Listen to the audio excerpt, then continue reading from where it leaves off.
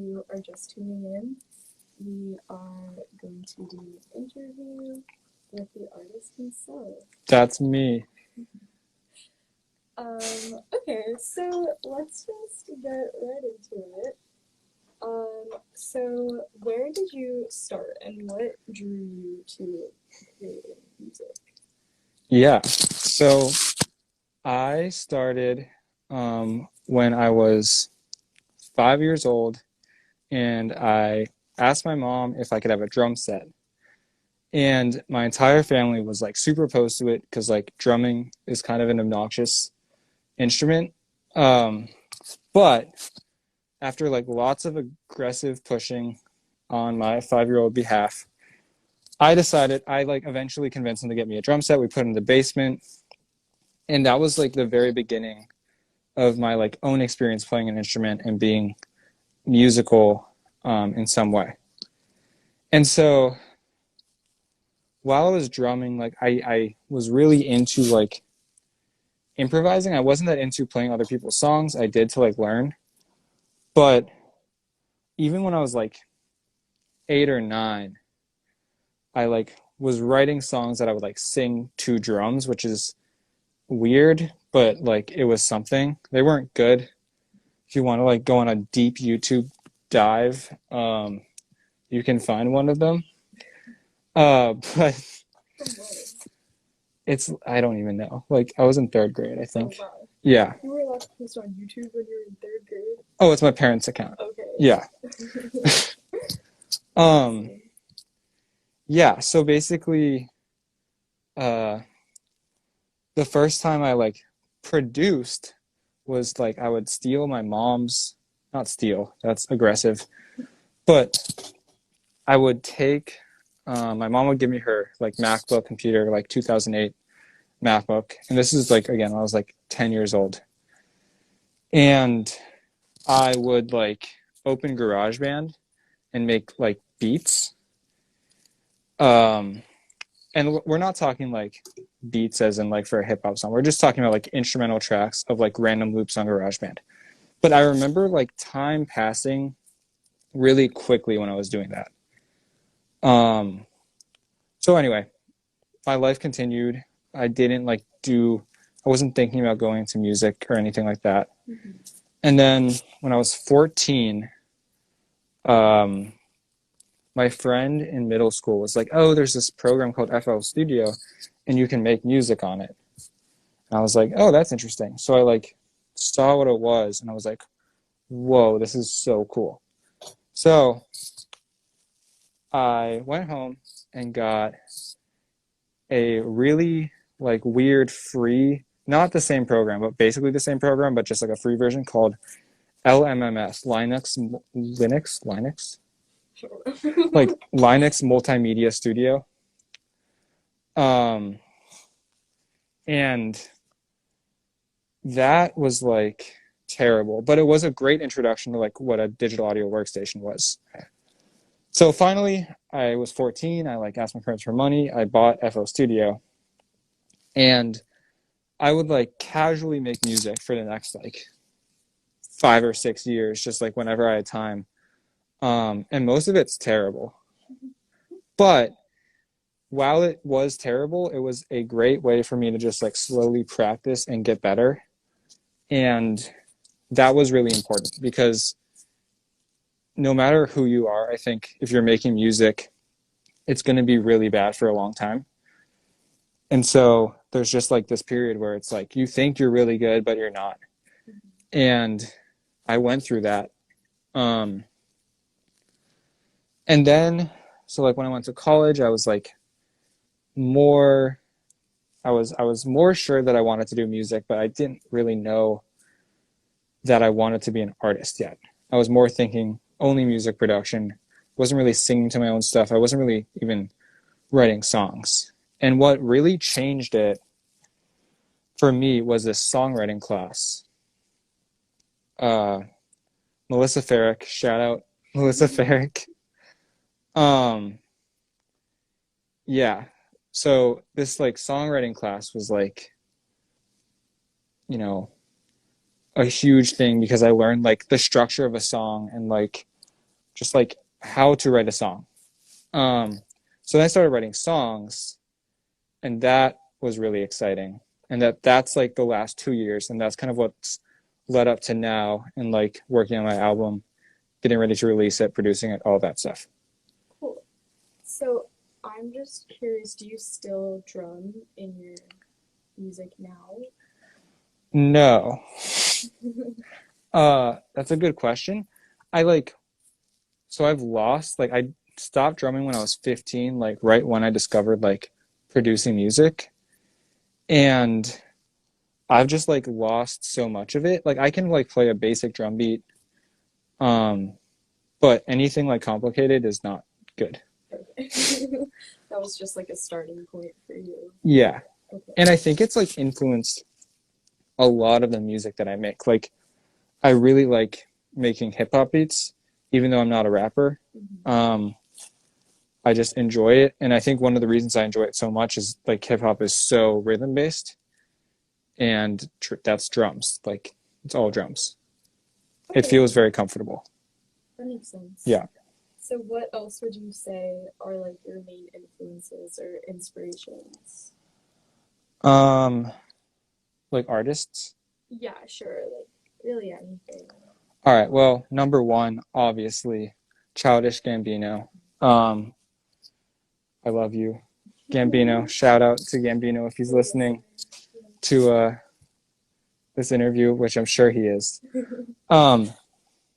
Yeah. So he's been huge for me because he does stuff that other people don't do. And I also love the fact that he like started out basically making meme rap, and then 5 years later releases something like This Is America, which is like a super serious, important song. Not that meme rap isn't important, but it's not necessarily as socially important as like This Is America is. So Gambino, Kanye. If you're not influenced by Kanye, I don't know who you are. Like everyone's influenced by Kanye. Kanye's one of the most influential artists ever. We're gonna throw T-Pain in there because T-Pain deserves more credit than he gets. He like changed the 21st century of music with autotune. Taylor Swift is like a huge pop influence of mine. I love Dua Lipa. I love The Weeknd. Going through a hardcore The Weeknd phase. Yeah, I think that's like a good little. Oh, I also like went through this big EDM phase in middle school. Not well, yeah, like the end of middle school, early high school, and that was tough for everybody involved. But I was like, oh, I'm gonna be like the biggest EDM producer, and then I was like, oh, but I can't really produce EDM, and then EDM became like not a thing anymore. So yeah. Interesting. Do you feel like that still influences the kind of music you make now? Absolutely. Yeah, it absolutely does. I don't,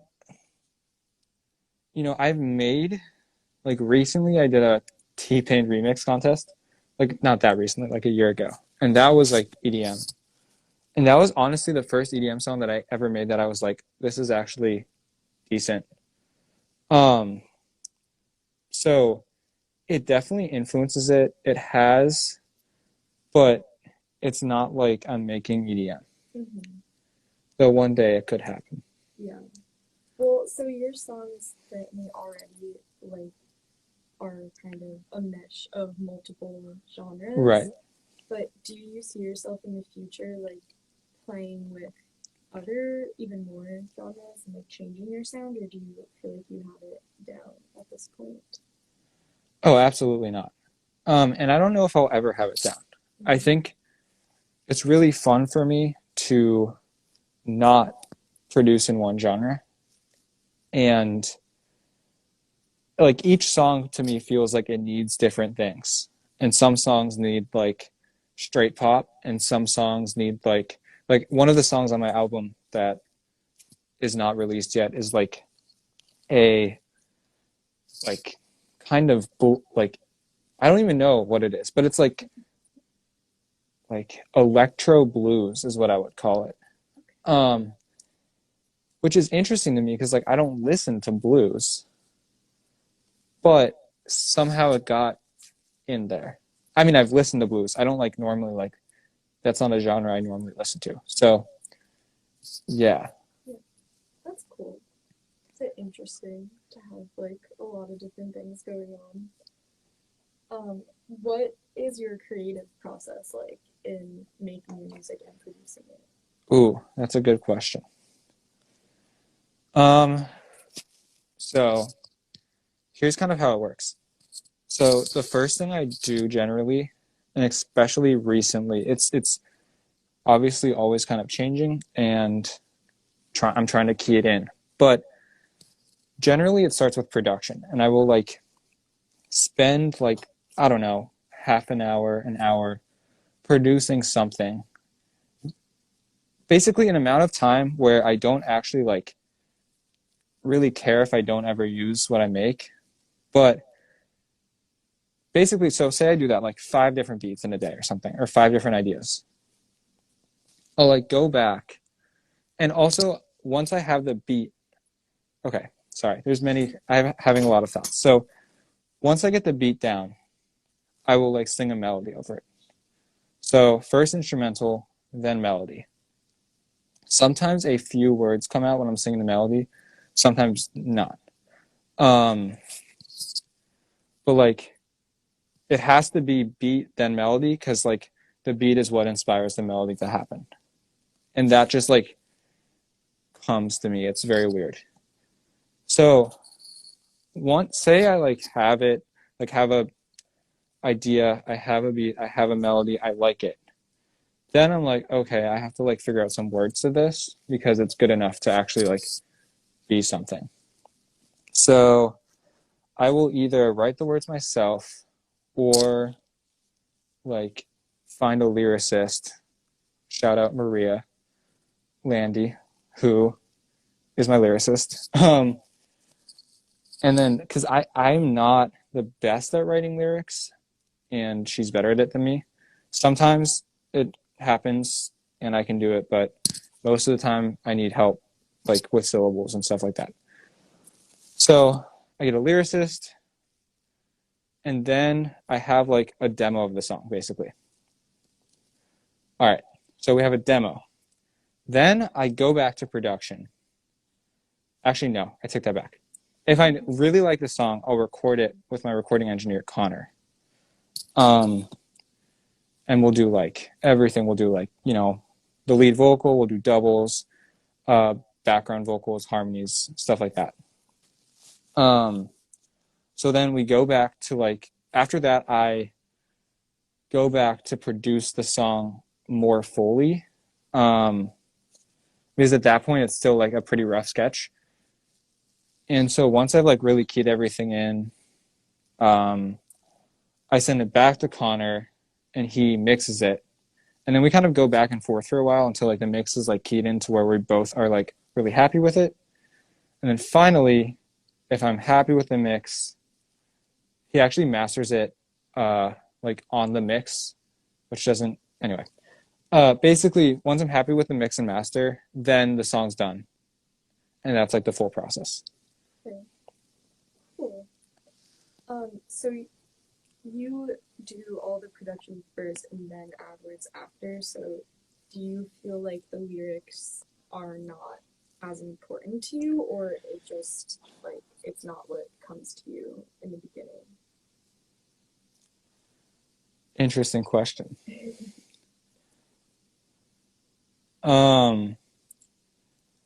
I think that I don't know. I'm trying to like think like okay, here's what I'm gonna say. To my brain, lyrics are not as important to me because like if I'm listening to music, I rarely process what the lyrics actually mean.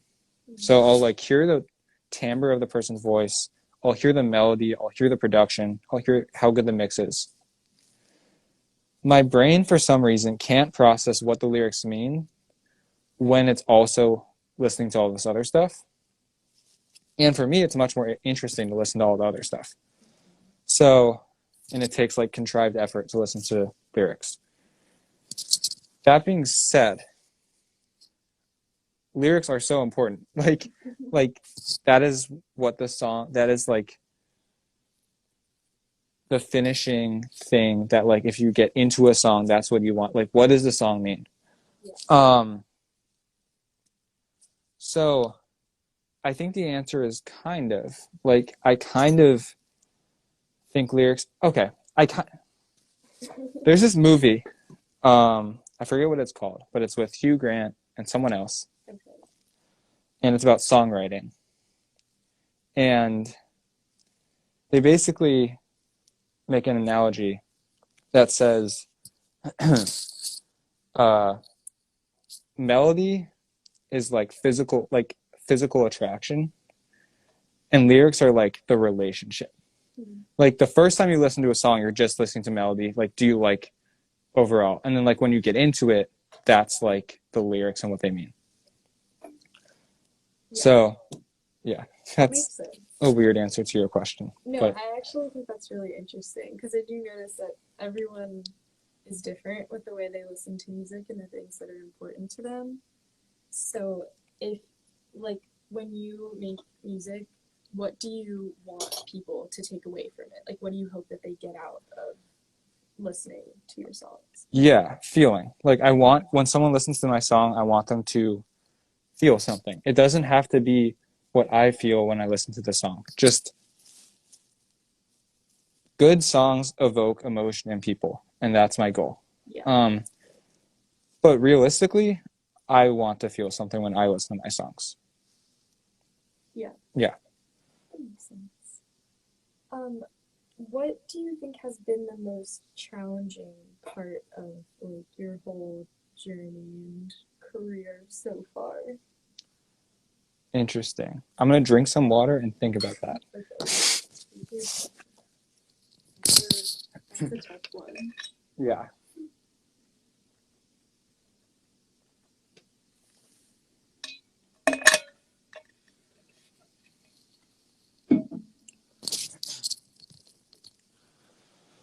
Okay.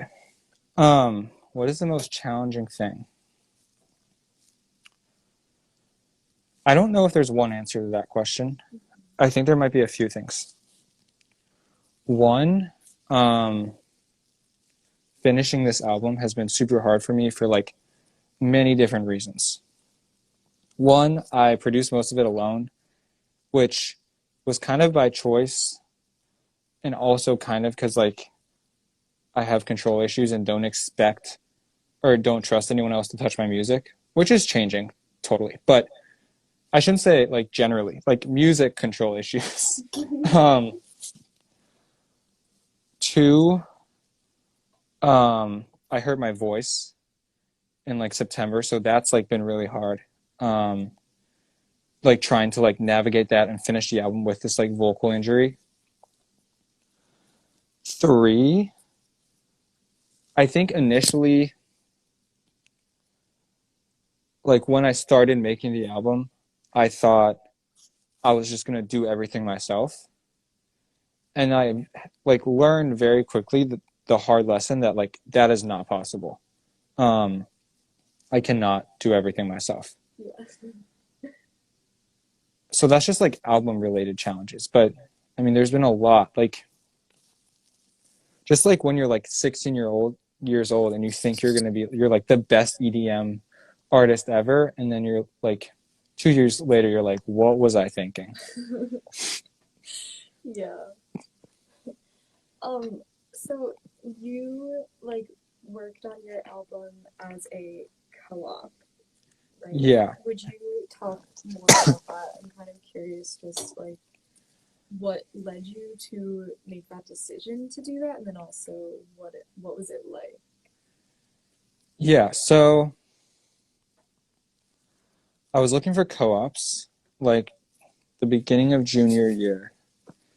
And because of COVID, there was like very little available. And also, I like remember my co-op advisor mentioned to me like some people do this thing called an experiential co-op where like you just like kind of do what you want. Um, and like I was like maybe I could just make music for like 6 months. So I called. I was like thinking about it and thinking about it, I'm like this actually could be really cool. This is like the only time in my life I don't really have to support myself, and also like will be able to make music like full time, or at least in my near future. So I like called some people. I called some people for my first co-op. I actually called the CEO of the company and was like, "Do you have any advice? Should I do this?" And he's like, "If you want to be an artist, you have to be an artist. Like you have to like get experience and like make music." And I'm like, "Okay." And then I did it. That's awesome. Did you have to like create a structure for yourself to actually stay motivated and like keep be on top of what you wanted to do? Yeah, I had a lot of trouble like yes, and it was such a like interesting slow process of like the first 2 days of my co-op. I was like I made like so this actually goes back into like my creative process topic. So for the first 2 days of co-op, I like made spent like the entire day making one song. Then the next day, I spent the entire day making one song. And then I was like, I have 2 songs for the album. Yay. And then a week later, I was like, I don't like any of the stuff that I just made whatsoever. Like, this is not good. And I wasted 2 days, like, fully fledging out these 2 songs. And then, like, that kind of went on for a while. Like, and what I mean by that is, like, I would focus for a long time on a song that I didn't really like. I would get burned out. I would get frustrated. And then I wouldn't want to work on anything else because I was just in a bad mood because I was working on music that I just like wasn't enjoying. And honestly, what happened was eventually like in March, I was on a call with my mom and she was like my mom's a neuroscientist. So she was like studies show that um basically if you do things in like short amounts of time, you get more done. I was like, all right, I'll just like try it. And basically it totally worked. So what I ended up doing was setting a 30-minute timer for myself. And I would like uh I would just like make a beat and sing a melody. Make a beat, sing a melody, make a beat, sing a melody, like over and over and over again. I do like maybe 5 or 7 a day. Um and the first day I tried it, I think I got like one of the songs that is actually going to be on the album. Um And because I wasn't as connected to the material, uh, I lost my train of thought. Yeah, because I like wasn't as connected with each individual song, I didn't have any problem letting go and throwing that out. I could just like be like, this is good, this is bad, this is good, etc. Mm-hmm. So do you find that it happens a lot where you make something and then you don't like it after? Oh, absolutely. I mean, I have like hundreds for this album. I have like 150 like instrumentals on my computer that are in varying stages of like development. Um, yeah, like that happens so like maybe 1 out of 15 things I'll be like, this could be great. And that's so exciting when you find something that you're like, this is it, because it's like the best feeling ever. You're like, this feels right. But there's so many like crappy things that come out of you before and after stuff like that happens. Mm-hmm. Yeah, that makes sense. Well, okay. We should play another one of your songs now. Let's do it.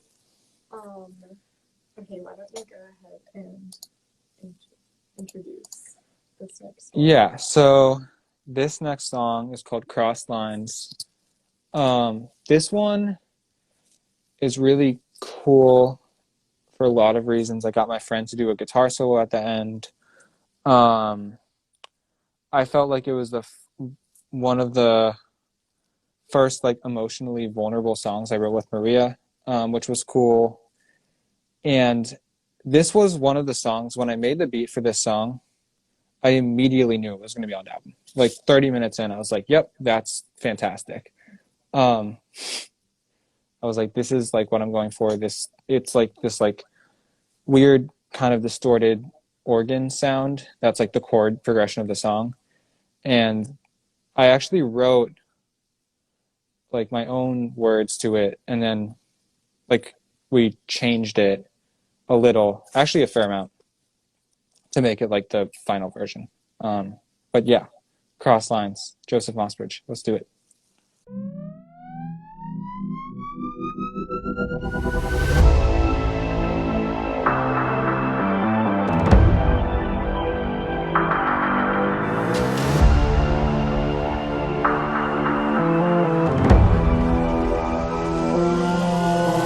Mind is toxic, mess with me, the pain that you cause is chronic. But I always stay, it's against all logic, driving me insane. I'm mad at you, so mad at you. I can't sleep at night, 3 a.m. not awake through memories of us. Yeah, I'm trying to escape you, doing everything that I can to erase you. I'm mad at you, so mad at you. Lines, but you can't come back this time. No, you can't count back lost time. So stay on your side. Cross lines, I drew them for the last time, and you can't count back lost time. I'll stay on mine. Not gonna lie, feeling kinda stupid, wondering why I worry who's been sleeping on my side, haunting what I'm dreaming. Is he bad for you? I'm mad at you. I can't sleep at night, 3 a.m. not awake through memories of us. Yeah, I'm trying to escape you, doing everything that I can to erase you. I'm mad at you, so mad at you. Lines, but you can't come back this time. No, you can't count back lost time. So stay on your side. Cross lines, I drew them for the last time, and you can't count back lost time. I'll stay on mine.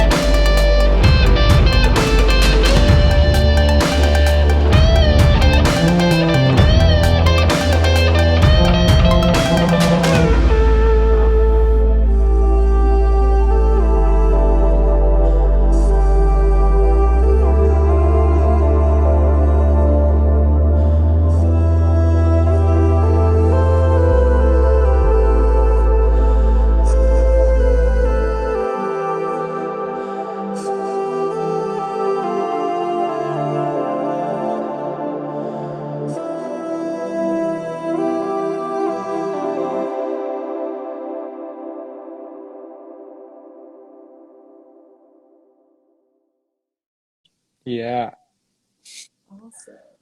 So back to the interview. let's do it. To it. So, okay, you are a music industry major, correct? That is true. So, That is a factual statement that I stand by. good. I'm glad. Actually, I'm a music major concentrating in the music industry. Okay.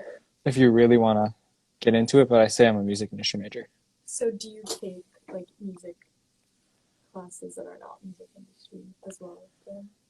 No, I don't know. It like I don't know. I think I'm a Oh yeah, well you took songwriting. It's the same, like there's no more music industry major. Mm-hmm. Like I'm as music industry major as it gets at Northeastern. Yeah. Well, okay, so I am curious, did you decide to study music industry because you want that like knowledge for yourself as an artist or because you're also considering like working in the industry in general? So here's what happened. I like went into Northeastern as a technology major because I was like I wanted to focus on production. Um, then I realized that like I don't know why I switched. Basically, all the music technology classes like teach you kind of like programming and not like music related programming, but just like not exactly what I wanted to know. And it was less creative and more of like a deep dive into like if you want to make music production software. And I do not want to make music production software. So I also had another friend who was also a music technology major, and he switched to music industry. And I was like, oh, that's interesting. And he was telling me about it, and I was like, oh, that could be really helpful. Because at that point, yes, I didn't know that I wanted to be an artist.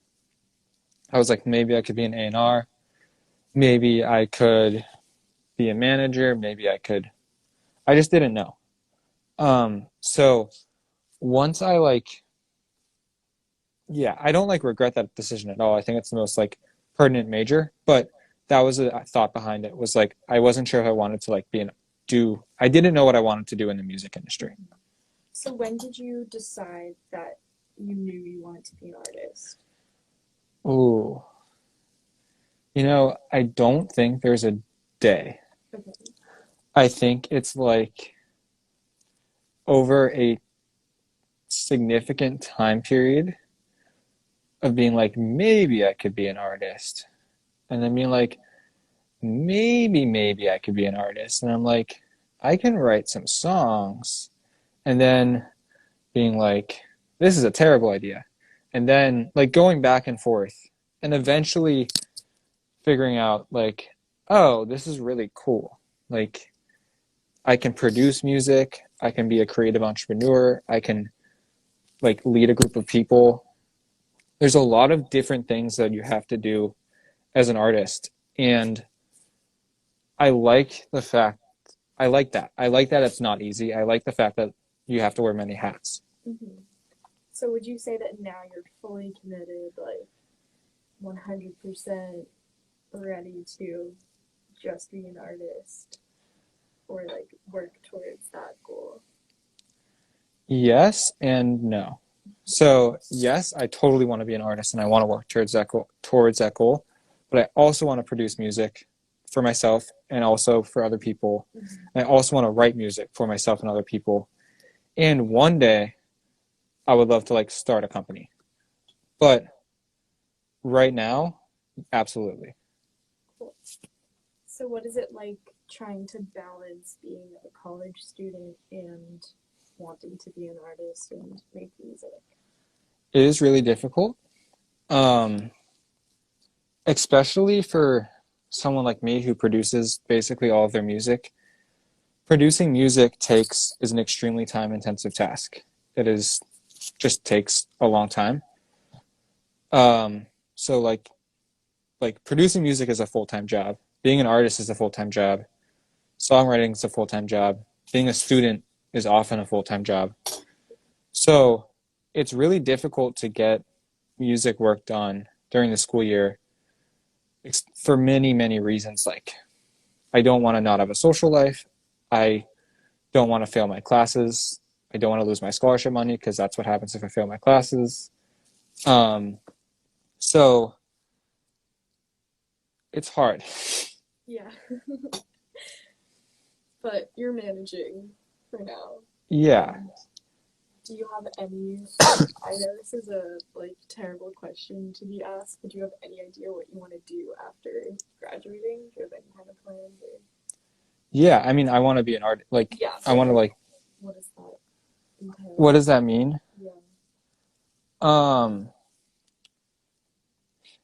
That's a great question that I'm trying to figure out right now. Yeah, understandable. But like, here's my tentative answer, which is like probably at some point moving to LA because most of my contacts are in LA.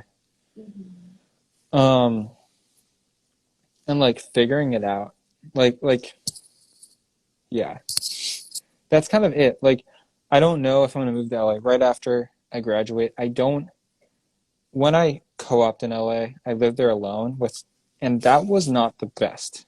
I think I need like a roommate or a friend. Like, I had friends in LA, but I didn't have like a roommate that I knew. I think I need to live with people I know, and ideally just make music with friends. Mm-hmm. That's like the biggest plan once this album comes out is to make music with other people more. Yeah. Because I think I'm now ready for that. I think I wasn't for a while. I think now I am. Awesome. What would be like your dream artist collaboration? Can be as easy as you. Yeah. So first, I hop on, produce it, but Kanye comes up and he's like, "Yo, that sounds sick. I want to produce it with you." And I'm like, "That's cool, but it's explicit. Are you cool with that?" And he's like, "Yeah, for you, anything flies." And then Childish Gambino hears it because like an A&R sent it to him. He's like, "Oh my God, I have to hop on this too." And I'm like, "All right, if you really want to, you can come on my song, whatever." And then he like lays down a sick verse. And then like I wrote a hook for the song, but I'm like, I need to duet it with someone. And The Weeknd's like, "Oh, this will be a perfect duet." And then so like we have all those collaborators. Then Max Martin, he's like if you don't know, he's like the most successful songwriter ever. He's like, "These melodies are so cool, but I want to like change them a little bit, but still keep your vibe." And I'm like, "That's cool." And so he comes on. Yeah. Oh, and Taylor Swift just shows up one day. So this is like a 10-minute long song. Yeah. But it would be really good. That's awesome. Hopefully that can happen someday. Yeah. We'll all be rooting for you. How do you feel about live performances? I know that you have a vocal injury that's preventing you from that right now, but how do you see concerts playing into your future? So I love being on, like, so I enjoy being like the center of attention. To an extent. Actually, no. I just enjoy being the center of attention. When I was like a kid, I like always was like in musicals and stuff like that.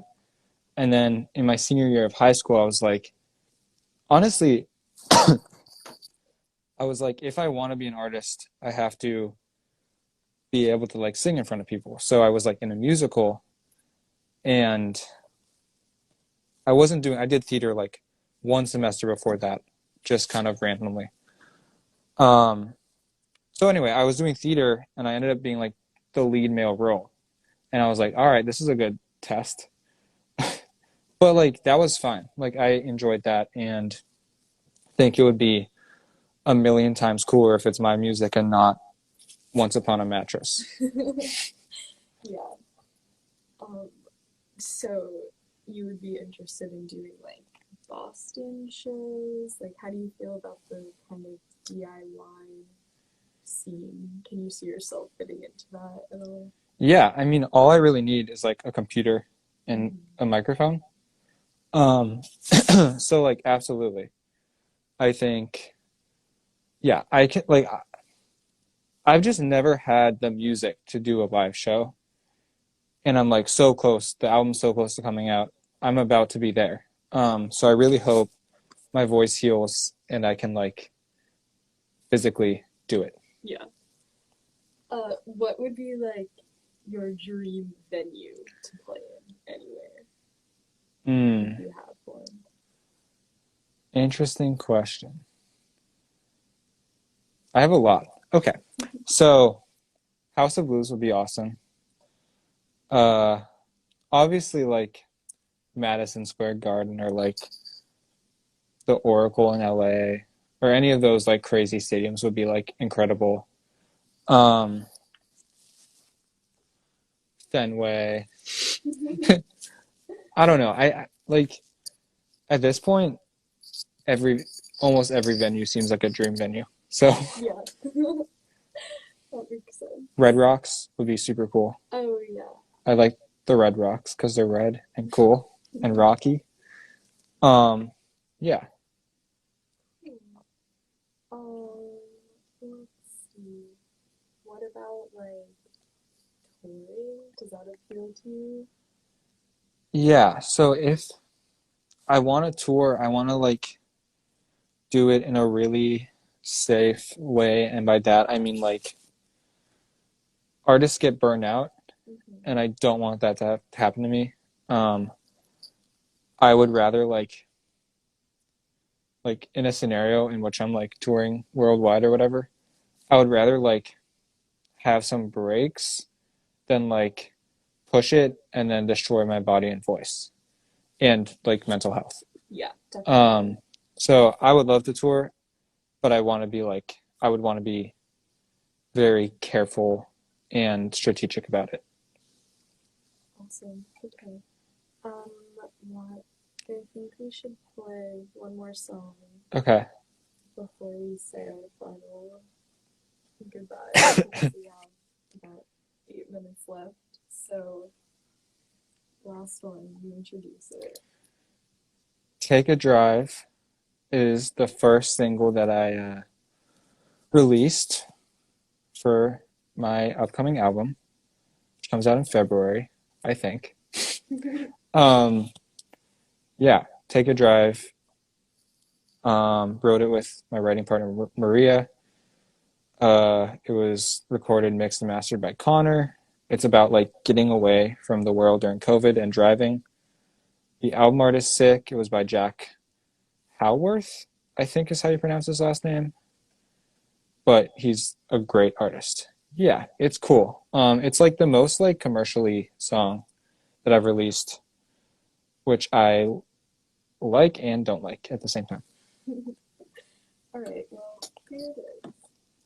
Take a drive.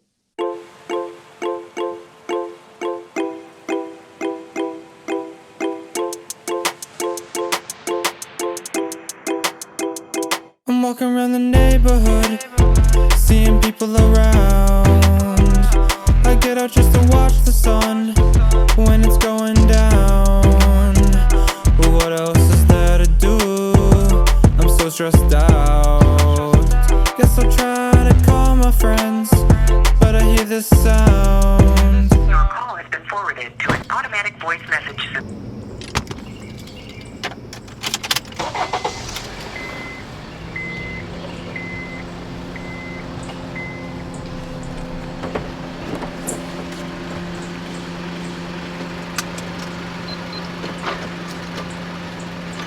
So I take a drive, feel alright.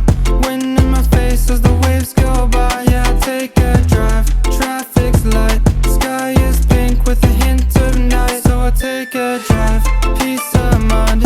Beach to my left and the world to my right. Yeah, I take a drive, this is nice. Maybe I forget about this fucked up time. And so I say, ooh, ah, ooh, ah, ooh, ah. Ooh, ah, ooh, ah, ooh, ah.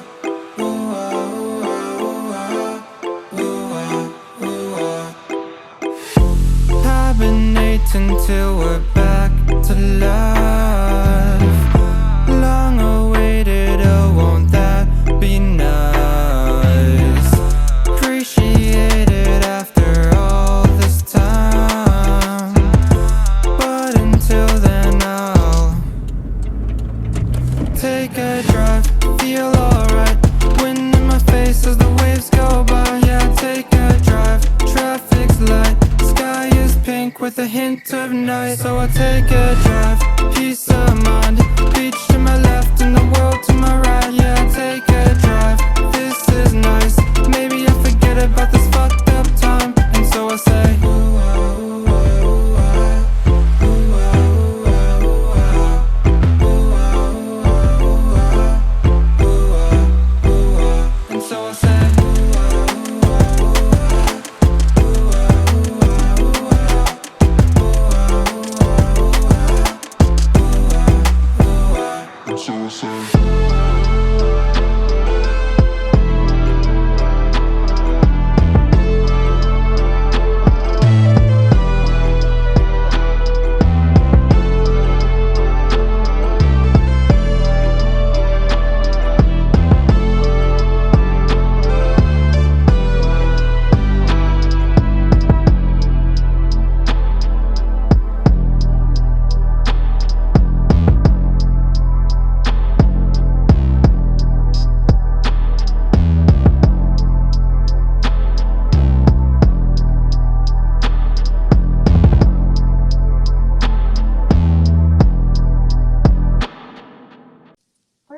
We are back.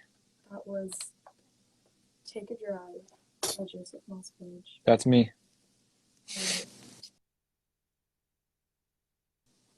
I am out of questions. Okay. But I feel like this is a good time to just do a little promo. So Yeah. Your single Enemy just came out last night, Yep. and the whole album is coming out hopefully in February. Hopefully in Do February. you have any teasers or hints of what the album will be like? Sure. I don't have like any musical teasers ready. Yeah, no. But like, yeah, it's 9 songs. It's called Take My Time. I'm taking my time with the album, which is fitting. I don't know. It's very like COVID, not inspired, but just like you can tell I was living through COVID when I wrote the album. I think there's a lot of songs like Take a Drive and the song Take My Time, which is on the album, that are like kind of about getting away from the world, which like I feel like everyone has felt at some point during COVID because it's just been tough. It's also, yeah, it's also about a breakup of mine, because that inspires great music sometimes. And it just, that's what I wrote about. That is what happened. I didn't really have a choice in the matter, but that is the music that came out. So, Awesome. yeah. Cool. Well, thank you so much for talking with me today. You are welcome. Anytime.